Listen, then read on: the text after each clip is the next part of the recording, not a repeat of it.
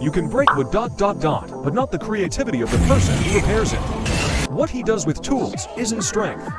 It's pure, well-thought-out skill. One part drags, another lifts. Someone in the background is already getting everything ready. They pass each other, they wait for each other, but they never get in each other's way. And when it seems like it's over, there's still that final adjustment by hand, as if every detail had its turn. Cut, measure, fit ... without hesitation or repeating steps. It doesn't seem complicated, but doing it this cleanly ... not just anyone can. And just when you think you've seen it all ...